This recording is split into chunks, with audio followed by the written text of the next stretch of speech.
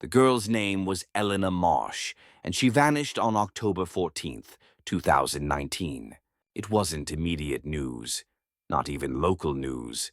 A 26-year-old woman who missed work, didn't answer texts, and hadn't posted on Instagram in 3 days. In a place like Tillamook County, Oregon, it barely stirred a whisper. She'd moved out west from Indianapolis 6 months earlier. Just her and her dog, a tan mutt named Booker, both of them chasing the romantic dream of cabin life and mountain fog. She posted pictures, ceramic mugs on wooden porches, misty trails, a quote from Cheryl Strayed about finding yourself in the wilderness. That kind of thing. That kind of girl. The last thing anyone saw was a boomerang clip on her Instagram story, her boots stepping onto a wooden deck, trees turning gold behind her, a sliver of glass reflecting her camera phone. The caption, finally here, solo detox. That was 3:27 p.m. on a Friday. By Monday, her manager filed a missing persons report. Booker was found tied to a tree 2 miles off Forest Route 13, thirsty but alive. Her car was parked neatly in a gravel lot. The rental cabin was locked, food in the fridge untouched. Her backpack gone. There were no signs of a struggle, no blood, no witnesses. People get lost out there all the time. That's what Sheriff Donnelly told the press. He wore a flannel shirt with the county seal stitched onto the breast pocket. Looked like he was carved from the same fir trees that lined the valley. Elena likely wandered off trail, he said. We've got canyons, sharp drops, wildcats. Sometimes people think the woods are just a big park. Search teams swept the area for 5 days. Dogs, drones, volunteers in orange vests. Nothing. The file was marked missing, presumed deceased. The forest took her, they said. But Detective Avery Knox, freshly transferred from Portland PD, noticed something no one else had. Something small, something that didn't fit. A previous missing hiker file, dated October 2017, also listed a tan mutt left, tied to a tree, just outside the same trailhead. That woman was named Lana Jimenez, age 29, never found. And before her, Kelly Ford, October 2013, car left at the same turnout, dog in the car, cabin unused, also never found. All 3 women were single, traveling alone. All 3 had booked cabins in the same 20-mile radius. Different agencies filed the reports, different names, different years, but too many things were the same. Avery didn't believe in ghosts or haunted forests. He believed in men and patterns. Off the grid, Tillamook County stretched out like a worn canvas. Ridges and valleys and forgotten roads once used by loggers, now by hunters and weekend loners. The kind of place where a man could build a house by hand and live without cell service for decades. It was also the kind of place where no one looked too closely at your past, where you could be whoever you said you were, a former military contractor, a veteran with a disability check, or a reclusive artist working with reclaimed wood. No one would ask for proof. Avery spent his nights sifting through the last 15 years of missing persons reports filed between late September and early November. He made a list, then another list. Then he cross-referenced them. 12 women. All gone. None found. Most were travelers. Some were locals. All disappeared during a 6-week window between the fall equinox and early November. All within 70 miles of the coastal range. He started marking a map. The red pins clustered like blood drops. A shape began to emerge, a twisted horseshoe pattern around the same patch of land. There was something there. The first mistake. Elena Marsh, unlike the others, had a strong digital footprint. Not just selfies and travel quotes. She had a real-time GPS logging app for her hikes, a habit she'd picked up after a scare back in Indiana. Her app was called Trail Snap, and she kept it on during every hike, synced to the cloud. Her location had stopped pinging just after 4:18 p.m. on the day she vanished. The GPS trail zigzagged along the west slope of Copper Ridge, and then stopped cold. No fade out, no weak signal, just an end. The odd part? There was no trail at the end point, nothing official, just old logging roads and dense, untouched pine. Why would she go there? Why would anyone? Unless someone brought her. The cabin. Avery went up himself the next weekend. He followed the route, slow, methodical. No backup, no media. What he found wasn't much, but it was enough.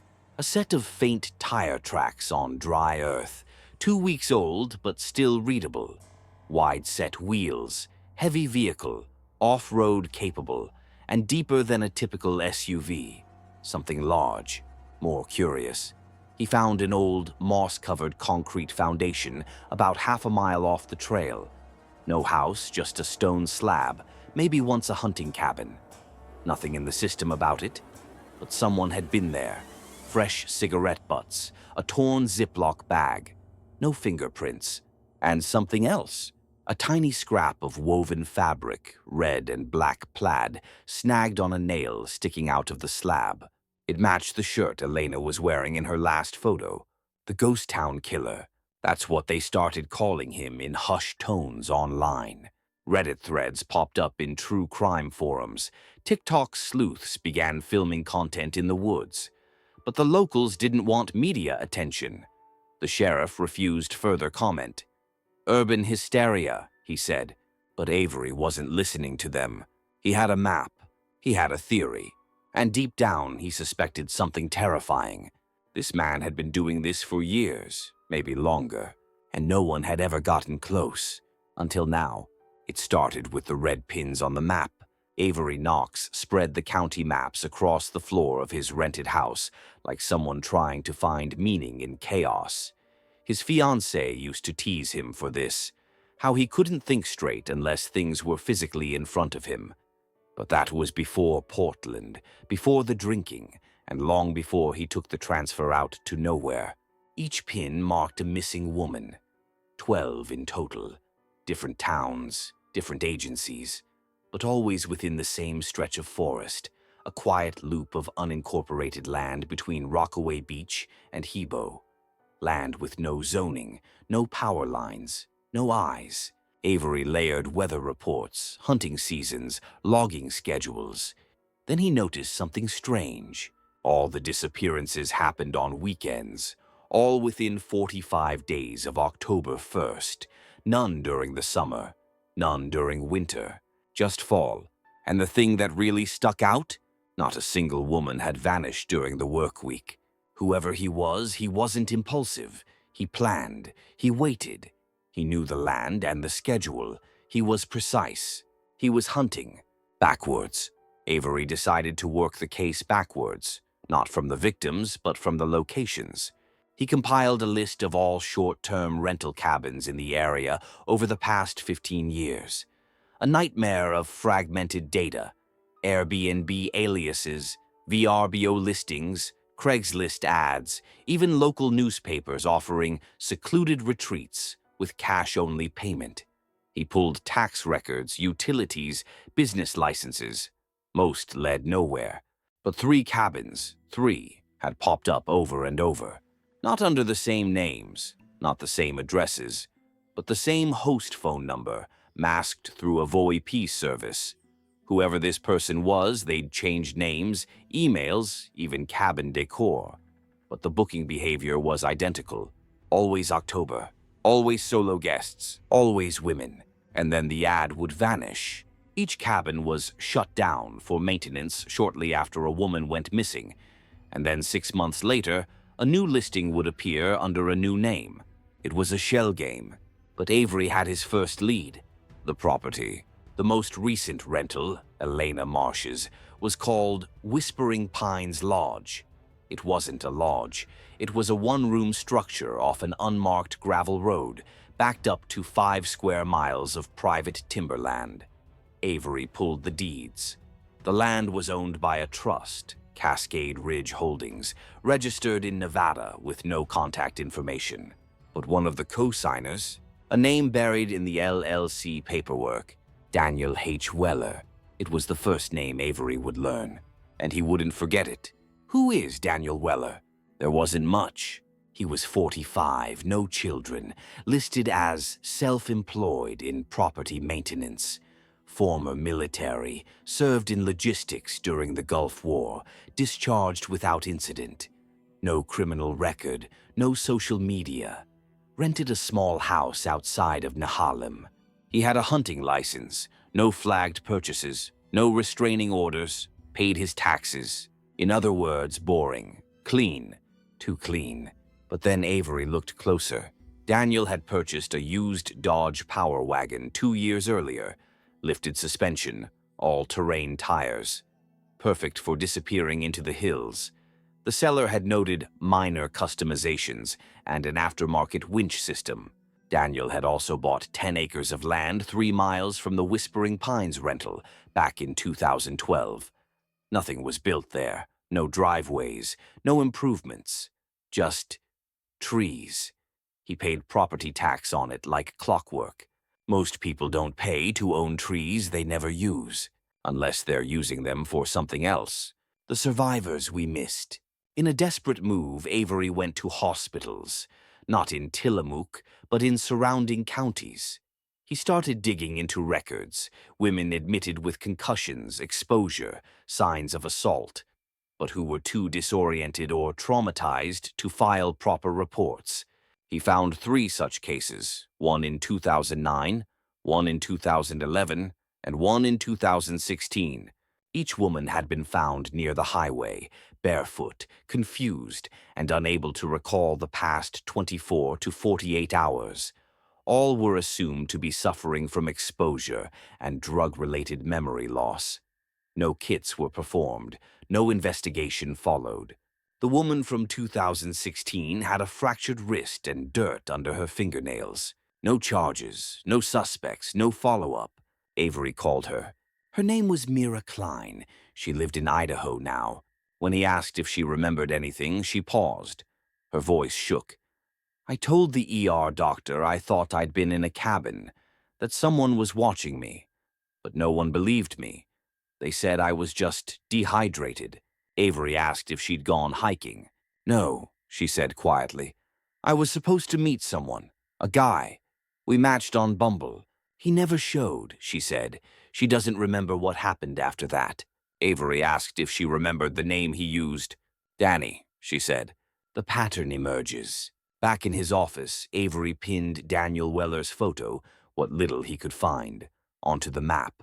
A dull face. Nothing remarkable. A man you'd forget in a line at the hardware store. But now he had a name, a radius, a method, and he had a deadline. It was October 1st, 2020, a year after Elena vanished. The leaves were turning again. If Avery was right, they had 4 weeks before another woman disappeared. And this time he wasn't going to wait. In the early morning fog, Daniel Weller made coffee the same way he had for years. 2 scoops of dark roast, pour-over method, water just under boiling, a small ritual in a life of invisibility.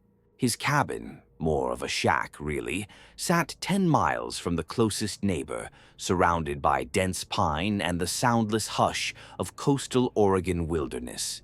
There was no Wi-Fi, no television, no incoming cell service. Just a radio scanner, an old laptop without a camera, and the thick looming trees. From the outside, Daniel was just another off-grid veteran, reclusive, quiet, a man who liked to be left alone. That was the point. He didn't keep photos. He didn't leave fingerprints. When he drove into town, he paid cash and wore old ball caps. Never 2 days in a row. Never from the same store. He hadn't made a mistake in over 10 years. A predator's routine. Daniel read the news every morning. Not online, but print editions. Papers from 3 counties, all delivered to a P.O. box under a fake name. He wasn't interested in politics, or sports, or local events. He scanned the obituaries, the missing persons reports, the classifieds. And most of all, he scanned the rental listings. Every year, around the same time, women passed through his woods. Not a flood, just a trickle. Solo travelers, nature lovers, grieving divorcees, digital detoxers, van lifers. The kind of women who wanted to disappear for a weekend. He knew them before they knew him. He built personas on dating apps. Quiet, sensitive men who loved dogs and hiking and deep talks under the stars. His bios were always a little damaged, just enough to make the right kind of woman lower her guard. And then he'd wait. The trap. The cabins were key. Daniel never used the same one twice without major changes. Different names, different ads, even small changes to furniture. One year it was Misty Pines Retreat. Another year, Evergreen Escape. Always with filtered photos, dreamy copywriting, and a flexible booking window. He learned to speak in emojis, to pretend he didn't mind being called sweetie, to act surprised when they said they liked long walks in the woods. It was always the same story. She'd arrive. They'd message. He'd change plans last minute and promise to meet later. But by the time they realized he wasn't coming, he already was. He had a way of approaching. Not fast, never from the front. He waited until dusk, until they were walking, until their backs were turned. The hardest part was always the first minute. After that, it became simple. The cabin. There was one cabin he never listed. It didn't appear on any map, any booking site. He'd built it himself. Wood from an abandoned sawmill, glass windows scavenged from a church renovation. Hidden a mile from the main trail, behind an overgrown ravine. No path, no markings, no reason for anyone to stumble upon it.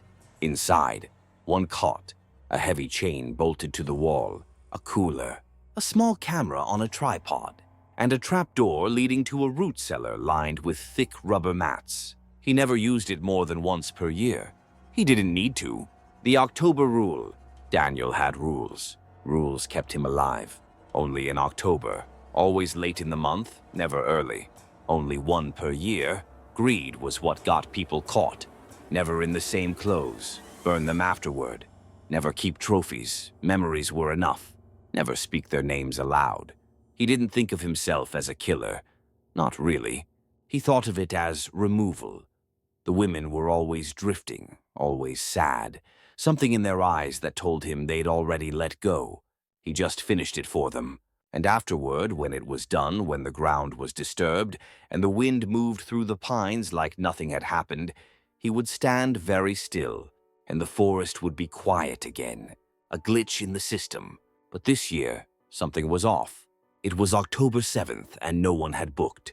He'd posted the listing a week earlier under a new alias, David Breathe 88, with a photo of the cabin bathed in golden light, perfect for writers or forest lovers.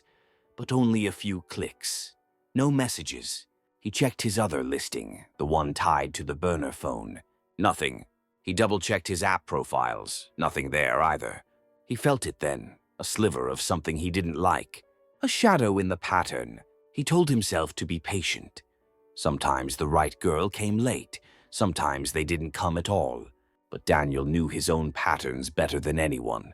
And this year, the forest felt watched. Avery watches. Avery Knox sat in his borrowed SUV, binoculars resting on the dashboard, watching the cabin Daniel had listed. It was a sting operation, unofficial and off the books. No warrant, no backup.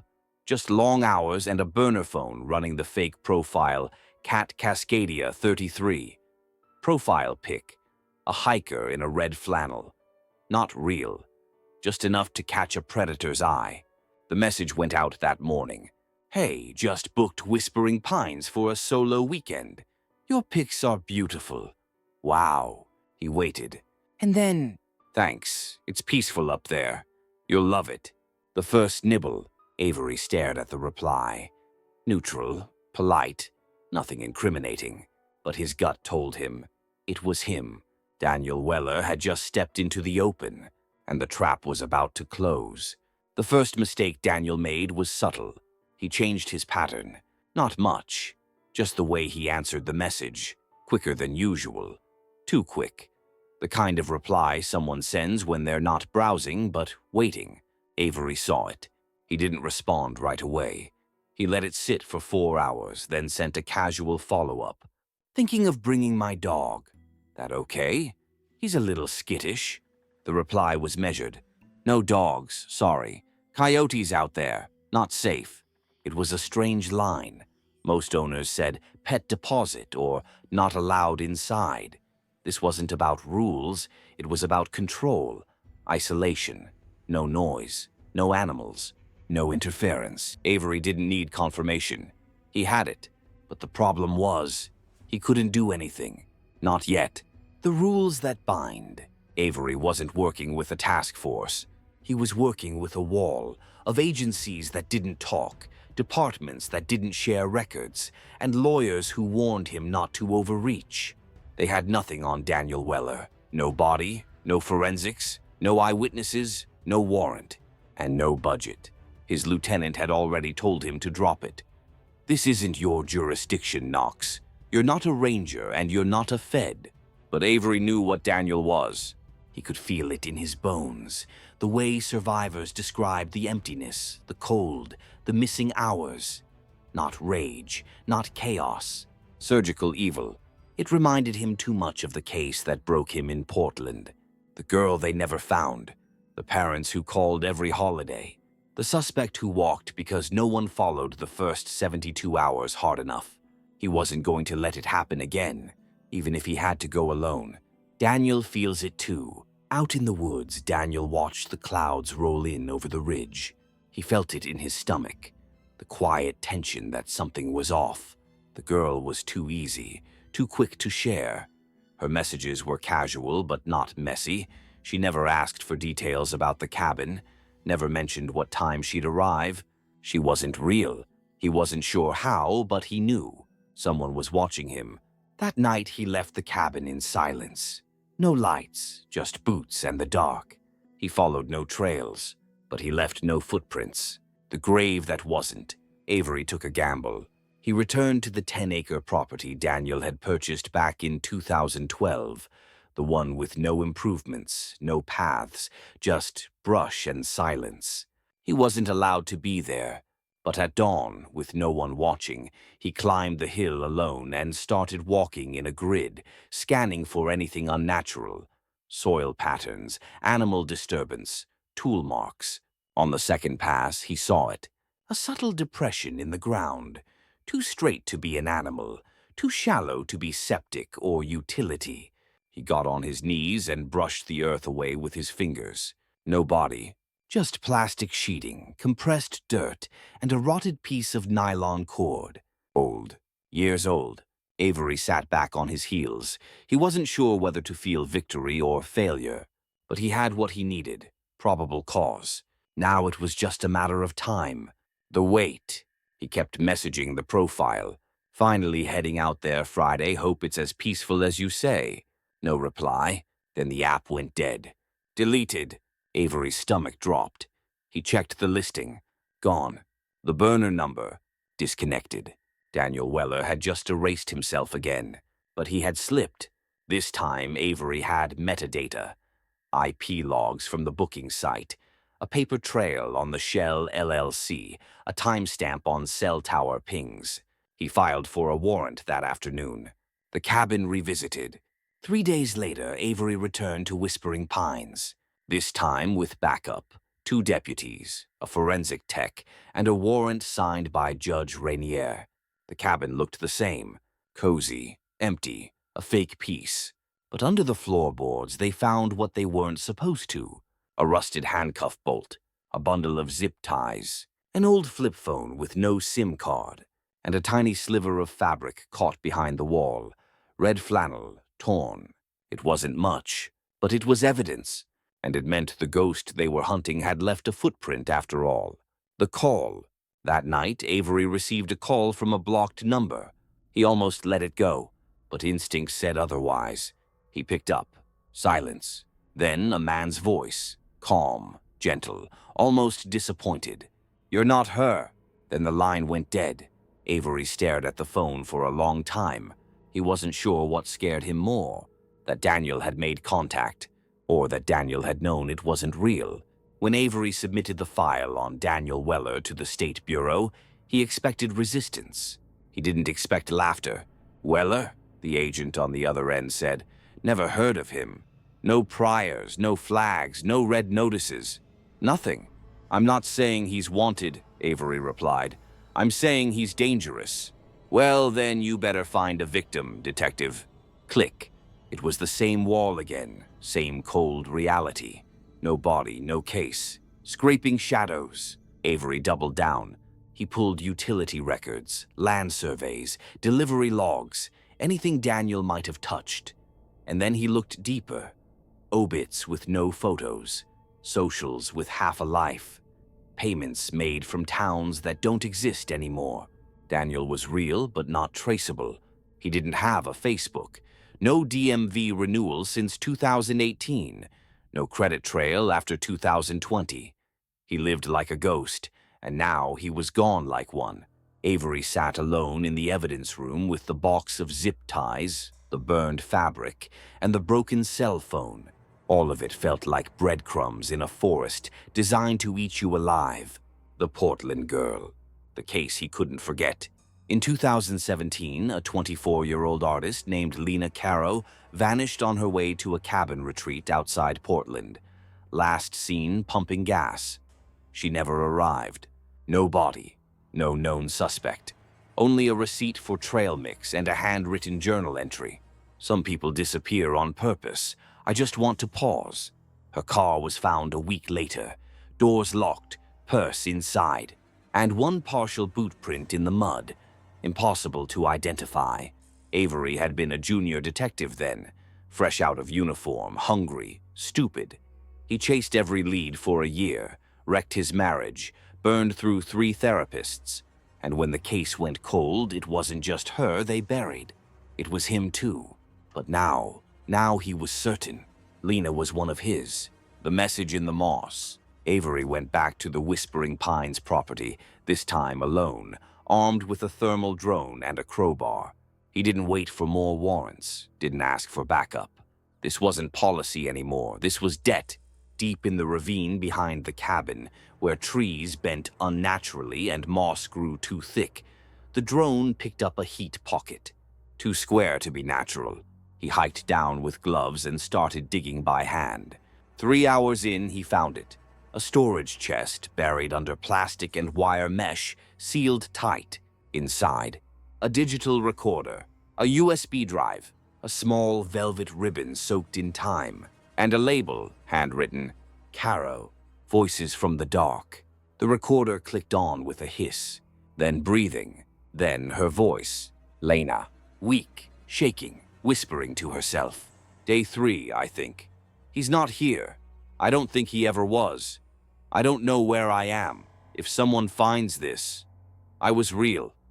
Please tell my mom I didn't leave. Another click. Then his voice. Software calm, methodical. You think pain is evil, but pain is proof. You're still alive. Click. Nothing more. Avery stared at the floor of his office for 2 hours that night. The next morning, he mailed the ribbon to Lena's mother. No note, just closure. Daniel's new face. The hunt escalated fast. Avery sent the voice recordings to a forensic analyst. The prints from the zip ties came back, partial, degraded. The USB was encrypted, heavy, but he had enough. He filed a formal request to place Daniel Weller under surveillance and issue an interagency alert. But when the alert went through, Daniel Weller no longer existed. No ID, no banking, no medical access, no census record, not even a birth certificate. The man had wiped himself from every system that once held his name, and in his place a single alias surfaced. Luke Danner, with a recently signed lease in Montana. New name, new state, new hunt. The weight of knowing.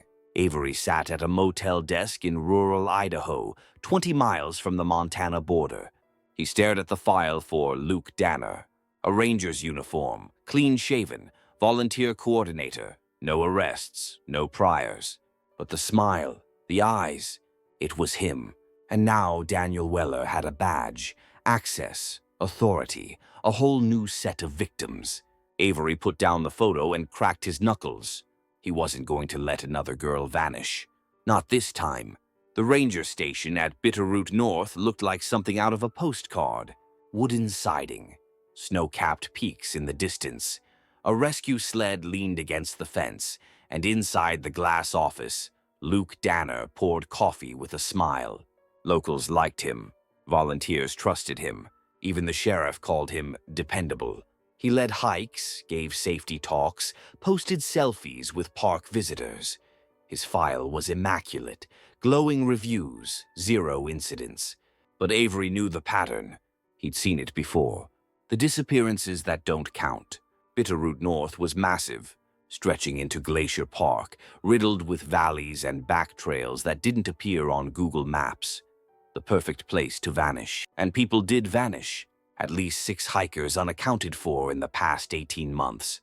All solo travelers, all women, all dismissed as wandering off trail, getting caught in weather, or never showing up at the trailhead. No bodies, no recovery, only vague time windows and radio silence. And Luke Danner had logged search and rescue efforts for 5 of them. Too many coincidences. Avery crosses the line. Officially, Avery had no jurisdiction. Unofficially, he booked a week off, drove to Montana, and checked into a cabin near the base of the mountain under a fake name. He brought 1 bag, 1 Glock, and a folder of everything he'd compiled over the last 3 years. He hiked the same trails, talked to locals, bought maps, and on the 3rd day he showed up at the ranger station, pretending to be a photographer scouting scenic winter shots. That's when he met him, Daniel, in the flesh. The handshake was firm, warm, nothing suspicious. But the eyes, the same ones Lena Caro had described in her journal. Like he was always somewhere else. Like he'd already decided what would happen and you just hadn't caught up yet. Avery smiled. Daniel smiled back. They shook hands, and nothing happened. The hiker who got too close. 3 days later, a woman named Joanna Marks, 29, vanished on the Hidden Ridge Loop. A solo traveler, visiting from Spokane. She checked in with the rangers, posted a picture near the overlook, then went radio silent. Her last known interaction?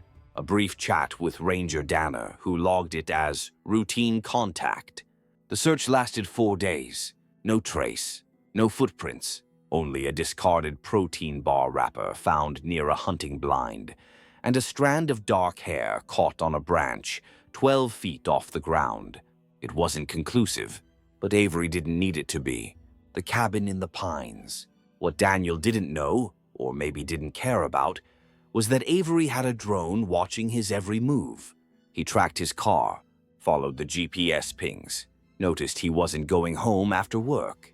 Instead, he drove deep into the park's closed winter zone, where roads were gated and rangers weren't supposed to patrol. There, nestled among the trees, was a private shack, not on maps, not listed in government records. Avery hiked up before dawn. What he found chilled him. Scratches in the wood floor, a plastic tarp, half torn, a hook in the ceiling, a single silver necklace, twisted with dried blood. It wasn't just a kill room. It was a ritual. The rage creeps in. Avery sat in his rental that night, staring at the necklace. He called in a favor, a retired lab tech back in Oregon, asked if she could rush a DNA test off the blood and hair. Then he poured 2 inches of bourbon into a hotel cup and didn't speak for an hour. He was past procedure, past due process. He knew if he went to the sheriff now, they'd say, "Where's the body? Where's the chain of evidence? Where's your authority?" All he had was instinct and rage wasn't admissible in court, but it could be very effective in the field. The trap. He posted a new listing. Female profile, age 26. Spiritual, loves nature, looking for a quiet winter retreat. He used the same burner platform, the same language Daniel's profiles always liked.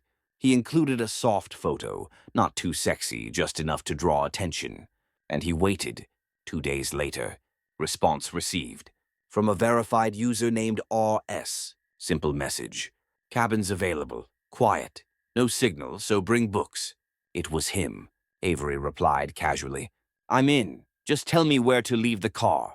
He bought a wig, packed the cabin bag, and left a sealed letter with a contact in town labeled, "If I don't come back." This time he was going in as the bait, and he wasn't bringing backup.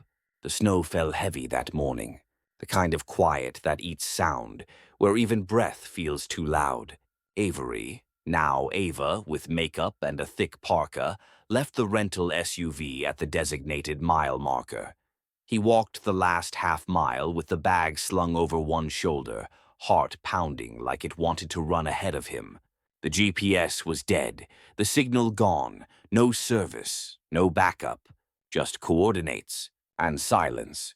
Until the trees broke and there it was, a small wooden cabin, smoke rising lazily from the chimney. And standing outside, shovel in hand, was Daniel, or rather, Luke Danner, with his ranger badge half-clipped to his jacket. He waved. Avery waved back, managing a weak smile. His hands were sweating inside his gloves. This was it. First contact. Inside, the cabin was warm, small but clean. Tea steamed on the table. A fire crackled. One cot, 2 chairs. No signal, no radio, not even a clock. He offered Ava the tea. Avery accepted, sipped it, waited for the taste of metal or chemicals, but it was just peppermint.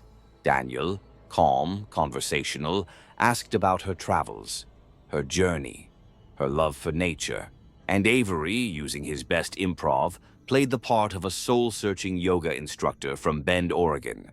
He watched Daniel's eyes flicker every so often, checking posture, pacing, pupil dilation. He wasn't making small talk. He was profiling, and Avery felt it like a wire pulled tight under his skin. The first tell. Most girls, Daniel said, sipping his own cup, get nervous out here. This much quiet, it makes the brain fill in blanks. Avery smiled. I like quiet. That's rare. What you're doing, coming alone, it takes guts. He looked up then, held eye contact just a second too long. You've done this before. It wasn't a question. It was a probe. And Avery's gut twisted. He forced a giggle. Honestly, I've done a bunch of retreats, but this is the most remote. I love it. Daniel didn't blink. Right, he said, then stood up. I'll show you around. The back room. The cabin had 3 rooms, main area, supply closet, and the back room. It was padlocked. Daniel tossed a casual, "Don't worry about that one."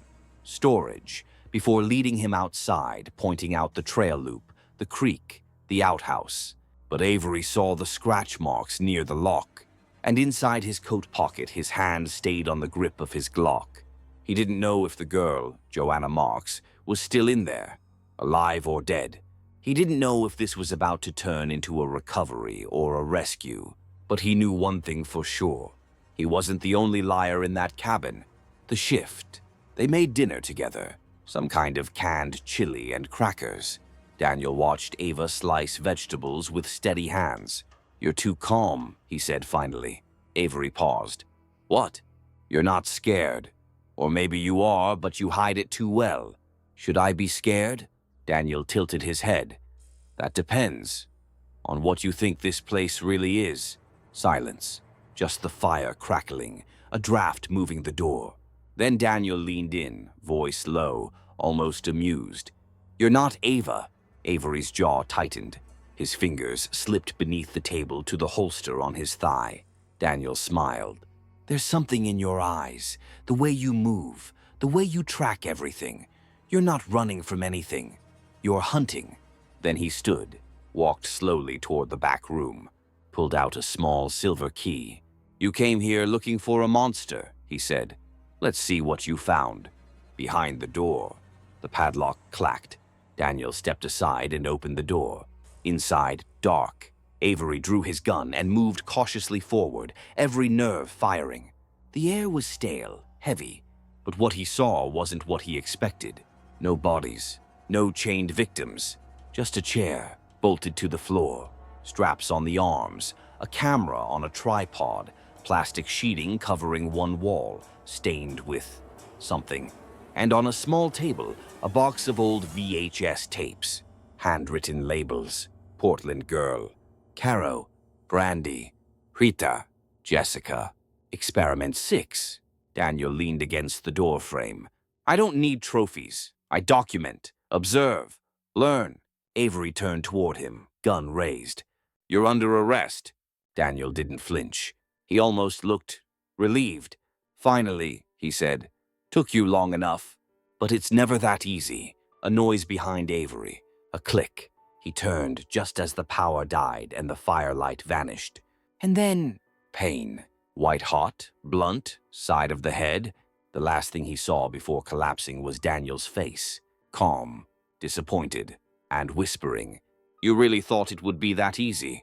There was no clock, no sense of time, only the dull throb behind Avery's eyes and the cold bite of steel cuffs locking his wrists to the arms of the chair. He was strapped in, just like the others. He could feel the tackiness of old blood beneath his fingers. Somewhere behind the wall, a camera whirred to life. And then, footsteps. Boots. Measured. Calm. Daniel entered with a metal tray, a small tape recorder, and a folder marked simply, Cross. He smiled, like a man welcoming an old friend. You okay? He asked. I didn't hit you too hard. The game has changed. You won, Avery rasped. Daniel set the tray down. This was never about winning. You think this is a game, but it's not. It's observation, behavior, pattern. He clicked the recorder on. Tape 47, control subject, C. Avery, ex-detective, age 41, Portland PD, known aliases, none. Psychological profile, obsessive-compulsive tendencies, unresolved grief fixation. Goal, closure. Avery struggled against the straps. You think this'll work? You think I didn't leave a trail? Daniel nodded. Of course you did. I read your signal. The note you left at the general store. Sealed envelope. If I don't come back. Very dramatic. He walked around Avery slowly. But you're missing the point. Why women? You kill women, Avery spat. That's your pattern. Broken girls, alone, vulnerable. Daniel raised a finger. No. He moved to the wall, tapped on one of the VHS labels. I don't kill women. I kill variables. He leaned close. I kill the ones who lie, the ones who reinvent, the ones who don't even know who they are anymore. And then I see what's left. You're insane. I'm curious. He took out a notepad. Why do people reinvent themselves, Avery? Why do they delete old photos, change their hair, their voice, their path? Why do they run from themselves? Avery didn't answer. Daniel did it for him. Because they know there's something wrong with them. They know they're pretending. The first victim. You want to know how it started? Daniel asked. I don't care. He sat anyway. Her name was Kara. Summer of 2012. She was the first. She wasn't weak. She wasn't desperate. She was brilliant. But she lied about everything. He looked toward the camera. She didn't deserve to die. Not for what she did. But I had to know what she was without the mask. He folded his hands. And I realized something. People only tell the truth at the edge of death. When they think no one's watching. That's when the real version comes out. Avery stared at him. You tortured her. I freed her. The philosophy of pain. Daniel walked back to the tray, picked up a syringe. Clear liquid. A sedative, he said calmly. Not fatal. I want you lucid. For what? For your turn. He rolled up Avery's sleeve. The former detective jerked away, but the straps held. The needles sank in, cold. Then everything slowed, not to black, but to stillness. A kind of helpless watching. I'm going to ask you some questions, Daniel said. And this time, no badge, no rules. Just you. The camera light glowed red. The interrogation. Why did you really chase me? Daniel asked. Avery clenched his jaw. Justice. No, Daniel said. Try again. A pause. Then, you killed a girl who reminded me of someone. Who? Avery swallowed. My sister, Daniel nodded. See? Now we're getting somewhere. He opened the folder, pulled out an old newspaper clipping. Portland girl missing. Amber Cross, 17. She ran away. You never found her. She became one of the variables. You don't know that. I do, Daniel said, eyes calm. Because I met her. The impossible truth. The words hit like a crack of thunder. Avery's body stiffened against the straps. You're lying. No, Daniel said. She was smart. She was strong. She wasn't ready to die. So I let her go. Avery's voice dropped to a whisper. You, what? I let her go. She was the only one. Because she didn't pretend. She knew who she was, even at the edge. He leaned closer, eyes burning. She forgave you, by the way, for not looking hard enough. Avery couldn't breathe. Every part of him trembled. Because he believed it. Because he saw it in Daniel's eyes. The tape ends. The camera clicked off. Daniel stood, collected the recorder and the folder. I'm not going to kill you. Not yet, he said. Because you haven't finished telling me who you are. He walked to the door, paused. One more thing. He tossed something into Avery's lap. A photograph. Amber, older, alive, laughing. Sleep well, Daniel said. We'll continue tomorrow. The door slammed shut, and Avery was alone, in the dark, in the same room where dozens had confessed, screamed, broken, but none of them had ever come out. Time is measured in drips. Avery lay still, strapped to the chair, while something leaked from a pipe in the corner. Each metallic plink into a rusted tin cup was a second, then a minute, then an hour. Daniel hadn't returned, not since that final bomb. Amber is alive, or so he said. A lie, a manipulation, or a final twist of the knife. Either way, Avery knew this. If he didn't escape tonight, he would never leave that room alive. He stopped being a detective and started being a survivor, finding the weak points. The room was silent, too silent. No more camera hum, no heat in the vents, just the cold of a mountain night and the ache in Avery's spine. He flexed against the restraints again. They were tight, wrists bound in steel cuffs bolted to the chair arms, ankles secured with wide leather straps, neck free, torso free. He did a scan mentally, right leg bruised but mobile, left shoulder stiff but not broken. Right wrist had some play in the cuff. Barely, but maybe enough. In his boot, if it was still there, a microblade stitched into the lining. All he needed was a chance. The fire plan. It came to him in pieces. A smell. Gasoline. He tilted his head. Faint, yes. Near the plastic wall where Daniel had cleaned after each session. There were cans stacked beneath the tarp. For sanitization or something darker? Didn't matter. If Avery could spark a fire, even a small one, Daniel would have to come back. Fast. And Avery would be ready.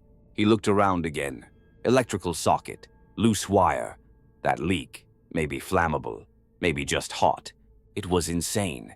But better to burn than to disappear.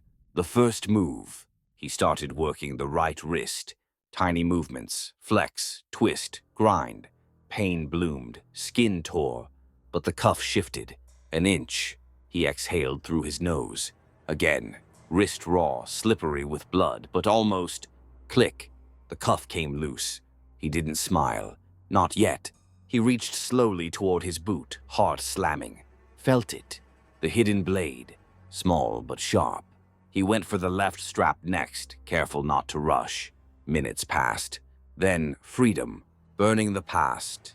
Avery limped to the gas cans. They weren't empty. He yanked one open, poured its contents in a wide arc across the back wall, the chair, the floor. He doused the tarp, the VHS tapes, even the door frame. No more trophies.